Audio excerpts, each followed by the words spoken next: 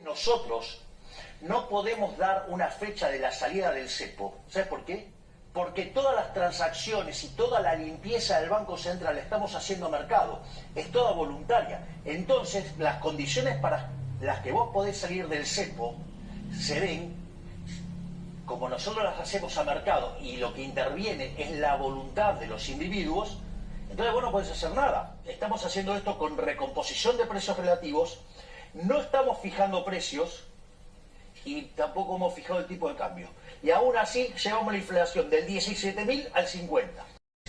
Porque lo que nosotros queremos cambiar es este modelo de país empobrecedor. Y para que el nuevo modelo sea exitoso, debe ser antes que nada sustentable. De nada sirve hacer cambios que no pueden ser sostenidos en el tiempo. Ya hemos vivido esa historia. Gobiernos que se apuran a dar soluciones que luego no pueden sostener y terminan generando un daño peor que el que había al inicio.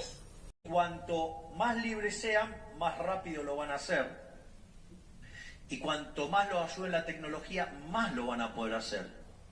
Por eso, mi última gira por Estados Unidos tuvo que ver con ir a ver a los empresarios más importantes.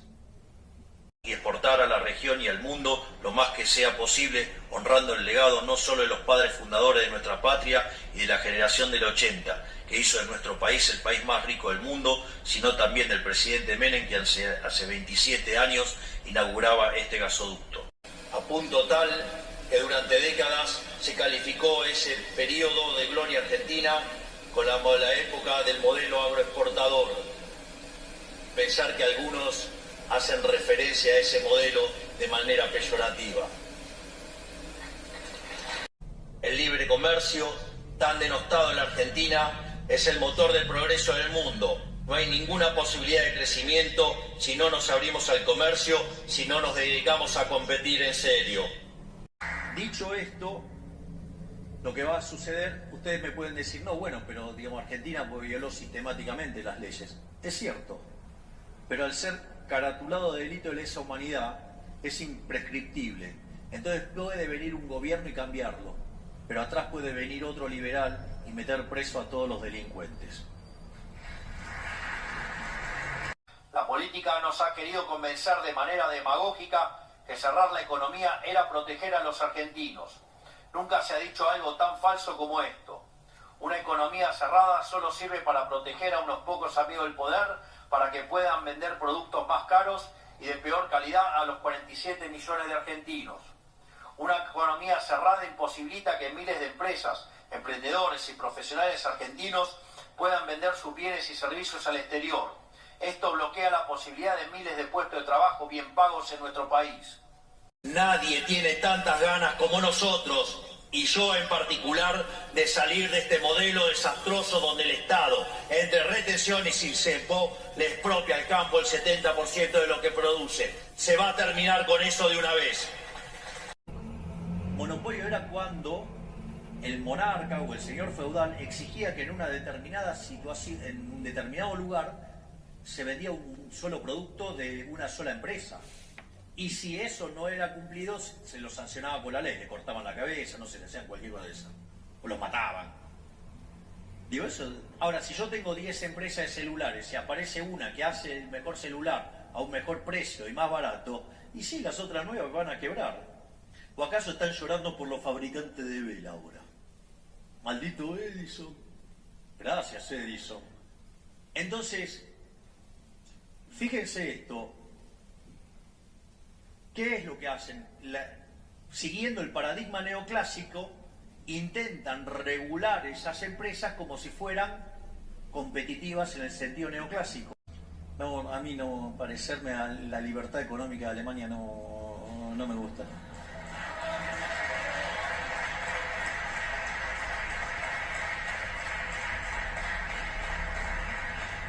Es más, el país que más libertad económica tenía era Irlanda, y eso en 35 años hizo de ser el país más miserable de Europa tener un PIB per cápita 50% más alto que el de Estados Unidos.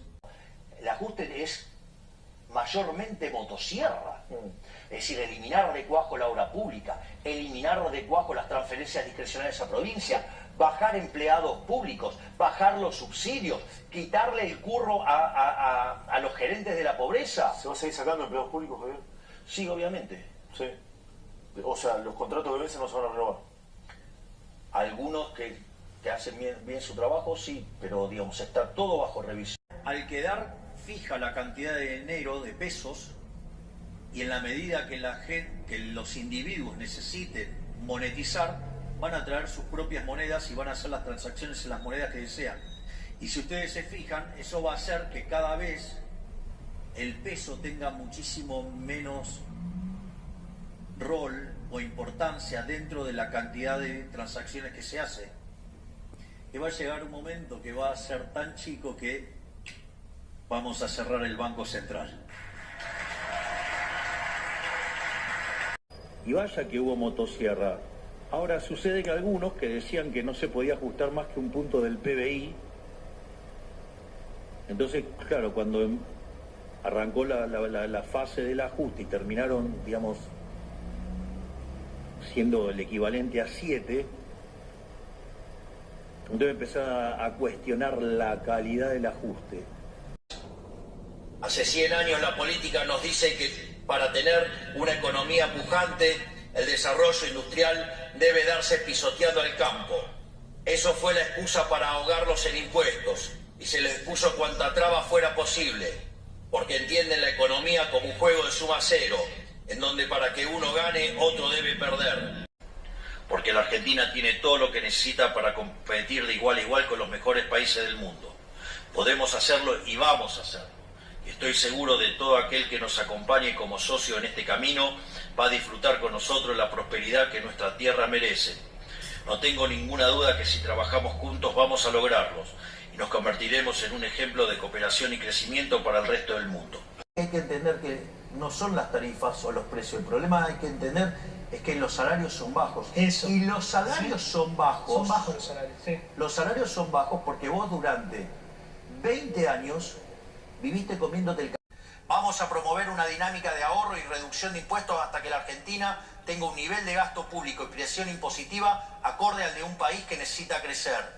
Cualquier persona que uno le hubiera dicho que en 6 meses íbamos a hacer un ajuste fiscal de 15 puntos del PBI, nos hubieran dicho que íbamos a volar por los aires. Efectivamente les estamos sacando la bota de encima y los estamos dejando de asfixiar para que vuelvan a ser el sector privado el que produzca y genere riqueza. Por el Estado, había gente que se iba de viaje, un descontrol. Bueno, lo que pasa es que no lo podés hacer todo instantáneo. Es decir, llevamos 100 años de decadencia, ¿qué pretendían? ¿Que lo arreglen? Hoy se conoció el dato de inflación mayorista, que es del 3,5. Nosotros cuando asumimos la inflación mayorista era 54%. Que dicen que nosotros estamos aumentando la presión fiscal. Entonces dice, Milei no es liberal en eso, porque subió los impuestos. Bueno, vamos contra esos mentirosos. Si yo tenía 15 puntos de emisión monetaria, 15 puntos de señoriaje, que es robo directo sobre los argentinos, y solo me llevé 1,5 puntos de impuesto país y le devolví a los argentinos 13,5 puntos, ¿aumentó la presión fiscal o bajó en el neto? Aprendan a hacer las cuentas. Los déficits gemelos de Argentina ascendían a 17 puntos del PBI. Básicamente, ustedes saben, aquellos que hayan estudiado toda la literatura de indicadores tempranos de crisis, que un déficit, los déficits gemelos por 4 puntos del PBI es una luz amarilla, 8 puntos del PBI es alerta de cataclismo. Imagínense recibir 17 puntos del PBI de déficit gemelos. Eso es básicamente lo que nosotros recibimos estructuralmente. De esos 17 puntos, 15 estaban en el sector público nacional, donde 5 puntos correspondían al déficit del Tesoro y 10 puntos del PBI en el Banco Central, es decir, el déficit cuasi fiscal. El gasto público en términos reales cayó 30%. La verdadera presión fiscal que enfrenta un país, ¿saben qué es? El gasto público. Y cayó 30%. fiscal, cerrado el grifo financiero, cerrado el grifo externo, porque el tipo de cambio va a ser libre, vamos a ir no solo a un sistema de libre competencia de monedas, sino que al mismo tiempo vamos a declarar la emisión monetaria un delito de lesa humanidad. Venimos a limitar el poder arbitrario del gobierno, venimos a liberar al sector privado y venimos a sacarle de encima la bota asfixiante del Estado a los productores. Cuando la enorme mayoría de las autoridades políticas firmamos el Pacto de Mayo, es que comercializar con el mundo es bueno, no es malo. Y cuanto más abiertos seamos al comercio, mejor nos irá a todos, no peor. El comercio nunca fundió a nadie. Prometieron que era para industrializar el país, que había que ayudar a los sectores industriales a competir con las manufacturas importadas. Prometieron que con el tiempo lograrían competir de forma genuina, de igual a igual, y que así habría más y mejor trabajo. Esto fue acompañado por un incesante proceso de difamación al sector agrario. Todos los aquí presentes nos criamos y crecimos prendiendo la televisión y escuchando a dirigentes y formadores de opinión hablar pestes del agro, llamándolos desde oligarcas y payos y todo lo que hay en el medio. Cultivar el suelo es servir a la patria. No se me ocurre un lema más apropiado para nuestra nación. No hay contradicción entre campo e industria. El sector ya demostró que la industrialización y la innovación tecnológica son una consecuencia natural de su desarrollo. De hecho, no por nada el periodo de mayor expansión industrial de la historia argentina fue durante el modelo agroexportador y no, como dicen algunos mentirosos, como el modelo fracasado de sustitución de importaciones. Entonces decían que iba a ser un desastre inflacionario mucho peor. Y sucede que ahora, digamos, hubo con un tipo de cambio más alto, menos inflación, y son los mismos que hablan del tipo de cambio atrasado. Tiene un problema de inconsistencia en los modelos. Vos fíjate esto, nosotros hicimos el ajuste fiscal más grande de la historia, porque si tomás lo que hicimos con el Tesoro y el Banco Central, hicimos un ajuste de más de 15 puntos del PBI. O sea, no tiene registro a nivel mundial esto. Pero no solo esto, otra cosa más que es importante. Terminamos con la emisión fiscal. Teníamos el problema de la emisión endógena. Es decir, los pasivos remunerados del Banco Central generaban emisión. El libre comercio, tan denostado en la Argentina, es el motor del progreso del mundo. No hay ninguna posibilidad de crecimiento si no nos abrimos al comercio, si no nos dedicamos a competir en serio. Digo, ¿por qué? Porque un salto, digamos, que podría ser de características transitorias, les hace caer la demanda de dinero. Seguiremos avanzando sin pausa en nuestra agenda de desregulación y de apertura comercial. Eliminamos los controles discrecionales a las importaciones. Se terminó la era en la que un burócrata elige a dedo quién importa, qué y cuándo. Eliminamos normas distorsivas del comercio interior como la ley de góndolas y la ley de abastecimiento. Eliminamos la resolución que prohibía la exportación de 7 cortes de carne. Bajamos los aranceles a los herbicidas y eliminamos aranceles claves para abaratar el costo de los fertilizantes, lo cual redujo el precio de esos insumos. Fueron los días más felices de la historia del campo y que los días más tristes de la historia argentina fueron también los momentos más duros para la actividad agropecuaria. Por el Estado, había gente que se iba de viaje, un descontrol. Bueno, lo que pasa es que no lo podés hacer todo instantáneo. Es decir, llevamos 100 años de decadencia. ¿Qué pretendían? ¿Que lo arreglen? Terminar con los intermediarios de la pobreza. Es decir, gente que levanta la noble causa de dar contención a los más necesitados, aunque sabemos que de fondo, como dice el profesor Huerta de Soto, los planes contra la pobreza generan más pobreza. Pero, aún teniendo eso en la cabeza, nosotros cambiamos la dinámica de la asistencia. Estar mirando, toqueteando, manejando los precios relativos y que hay que hacer un acuerdo, precios, salarios, no está en mi concepción. Eso de andar eligiendo ganadores no está en mi concepción. Desde el momento cero y, digamos, es verdad, digamos, entendieron que somos libertarios. Todos los argentinos sufren las consecuencias de esas decisiones. No es casualidad que seamos uno de los países de la región que menos inversión extranjera directa recibió en la última década. Ahora tenemos el desafío de reconstruir la reputación política, jurídica, productiva y comercial de un país que ha sido castigado por políticos inescrupulosos y brutos durante demasiado tiempo. Por eso estamos redoblando esfuerzos para ganarnos la confianza del mundo una vez más. Generados fiscales en acción anoche. Así que miren, digo, lo que es esta pelea. Pero a diferencia de otros que con ajustes de medio punto del PBI terminaron volando por los aires,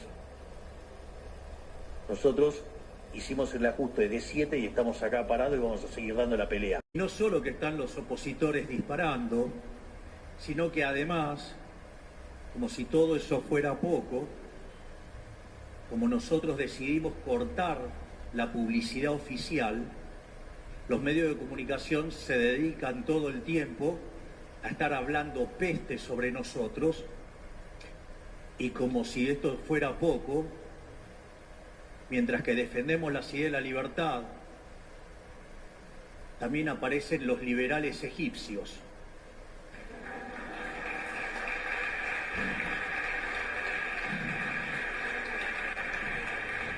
Que por un lado hablan de libertad y que por otro lado le venden la patente de corso al mejor postor.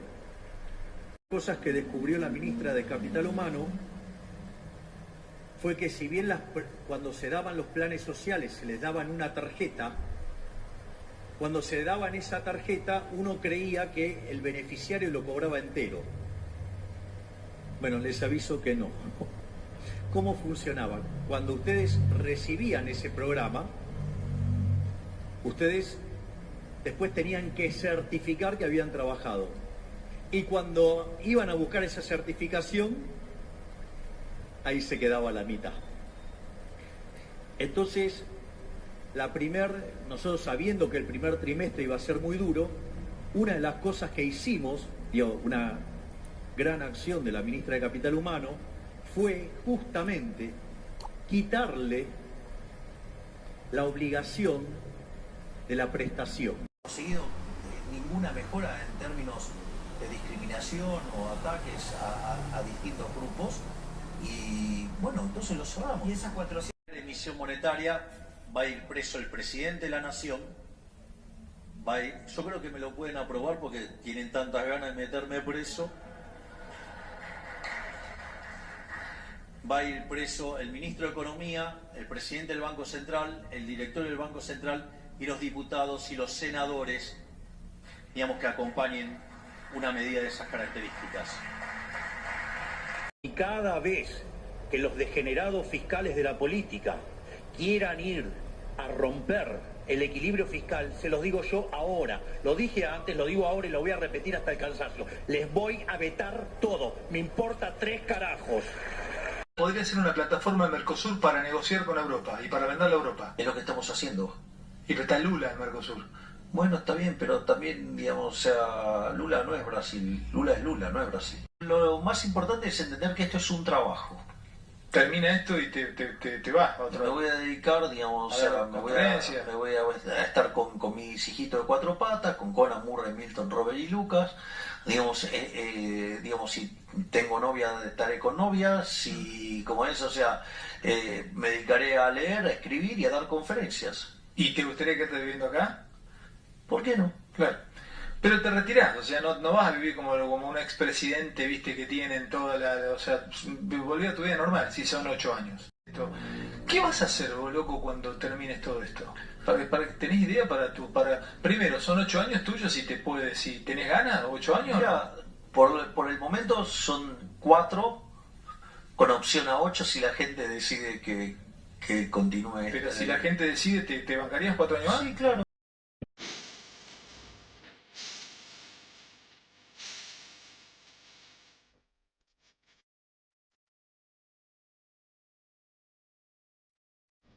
De largo plazo, es decir, que sea hacer Argentina grande nuevamente, que Argentina sea el país más rico del mundo de nuevo, que seamos una potencia, y en eso estamos trabajando. Y vos fíjate, ¿qué nos pidieron? ¿Qué nos pidió las urnas? Bajar la inflación. Fíjate cómo todas las estimaciones van bajando mes a mes. Y la tendencia sigue siendo la baja. Exactamente. Pero, digamos, de vuelta, pero tampoco creas que es un movimiento rectilíneo uniforme. Puede tener oscilaciones, porque está recomponiendo precios relativos. Sí. Sobre este tema no puede haber dudas. El régimen laboral que impera en la Argentina desde hace 50 años es obsoleto y dañino para el mundo laboral que tenemos hoy. No hay lugar para seguir aferrándose a este modelo cuando el mundo cambió y sobre todo cuando la Argentina cambió y en la dirección equivocada, arrastrada hasta el fondo del mar por el ancla que es el sistema laboral vigente. Es un régimen con normativas vetustas que hace casi imposible contratar a alguien formalmente. Por eso 2 de cada 10 personas en edad de trabajar tienen un empleo formal y hace 10 años que esta cifra prácticamente no se mueve. En paralelo, lo único que sí creció en la Argentina en los últimos 10 años fue el empleo público, que en los gobiernos provinciales creció un 35% de 2011 hasta acá. Hace décadas que venimos retrocediendo.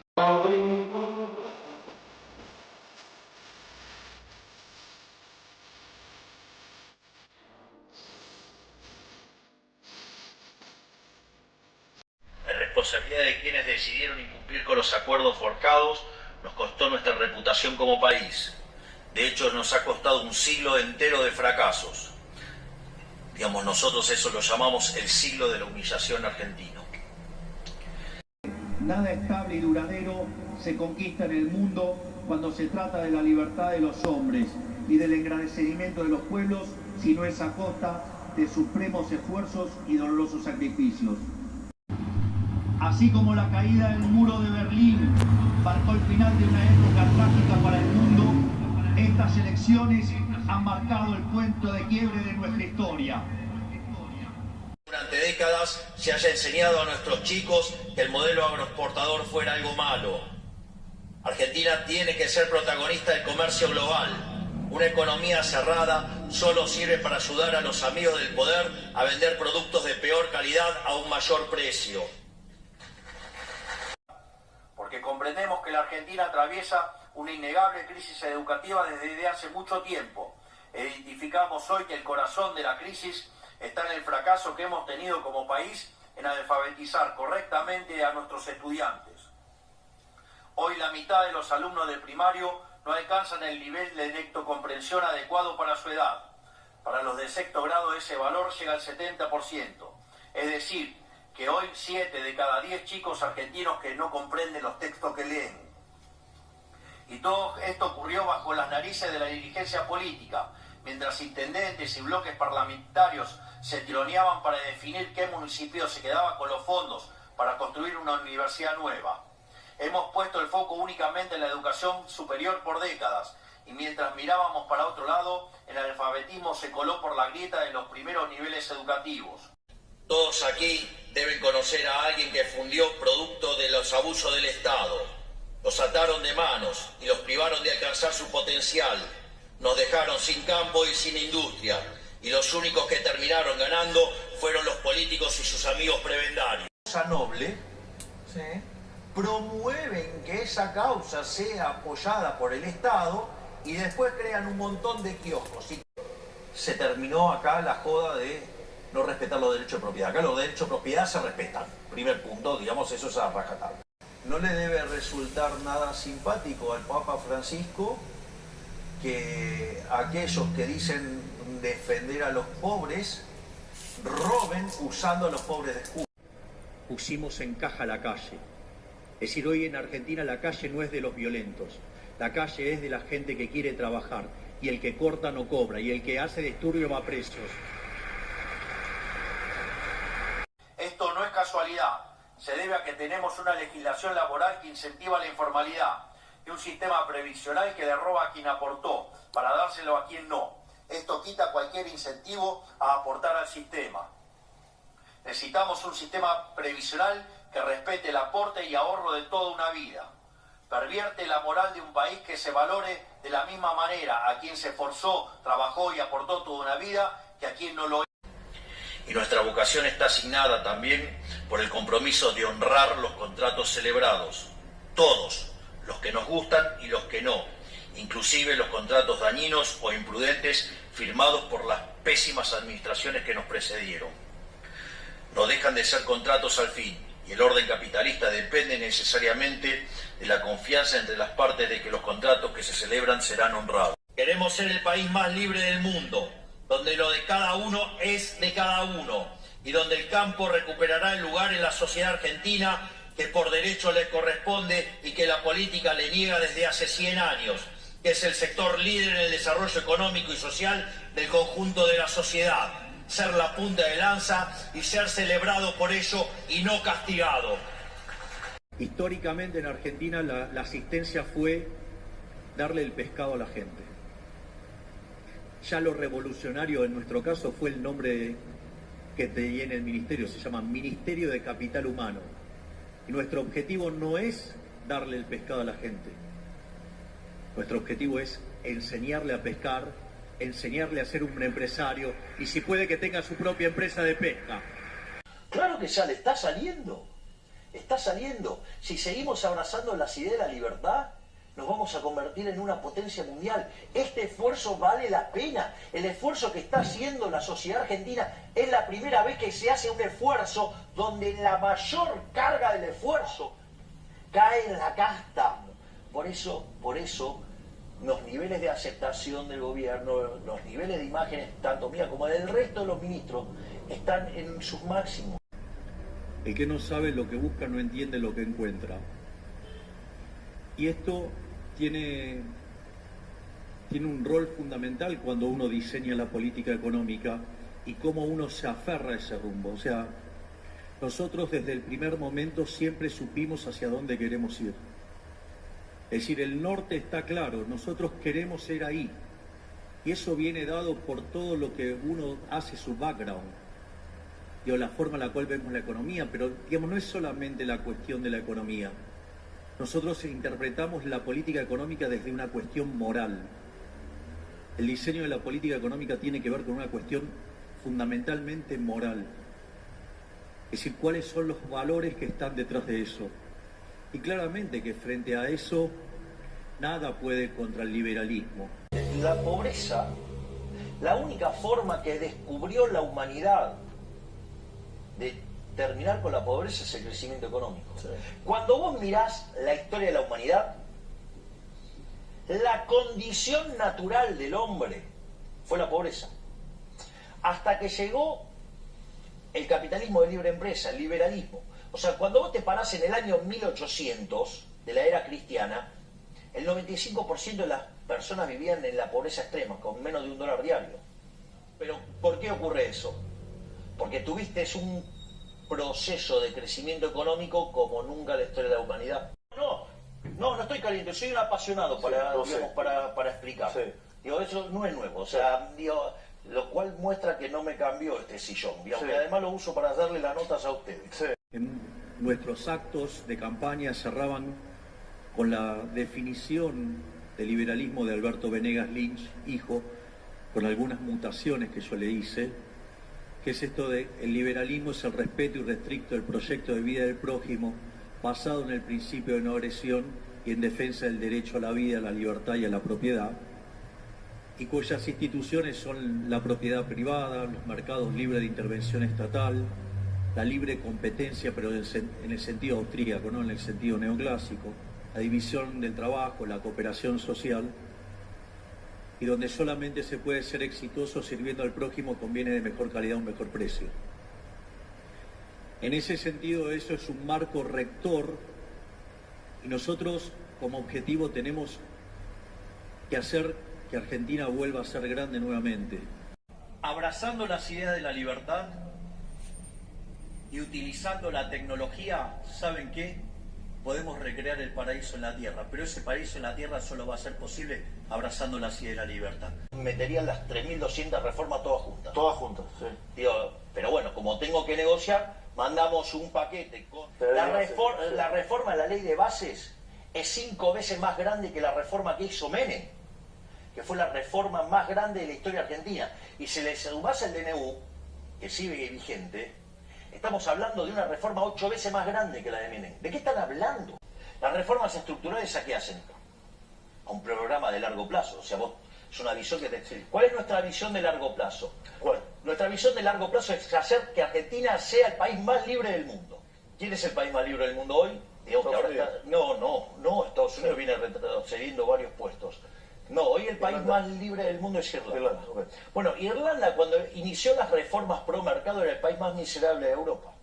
Hoy tiene un PBI per cápita que es 50% mayor que el de Estados Unidos. Entonces, bueno, pero a mí no me alcanza con ser Irlanda. Yo quiero ser el país más libre del mundo.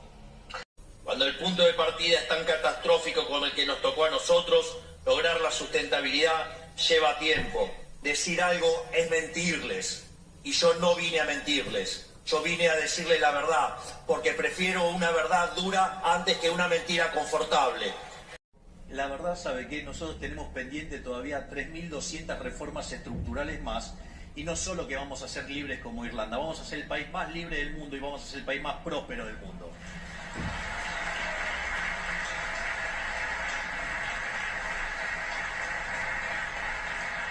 El equilibrio fiscal no se negocia. El saneamiento del Banco Central no se negocia.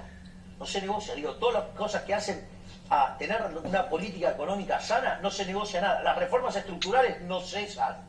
Entonces, cuando vos mirás eso, vos tenés una economía argentina que está descapitalizada. Digamos, esto de estimular el consumo, o sea, de consumirse el capital, hace que el capital sea más chico, por ende su productividad más alta.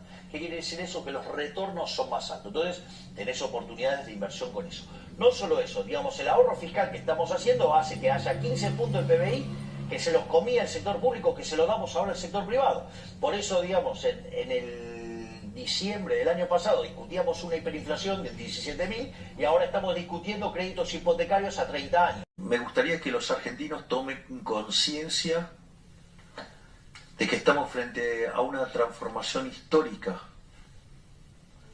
Estamos poniendo de pie a la Argentina en serio.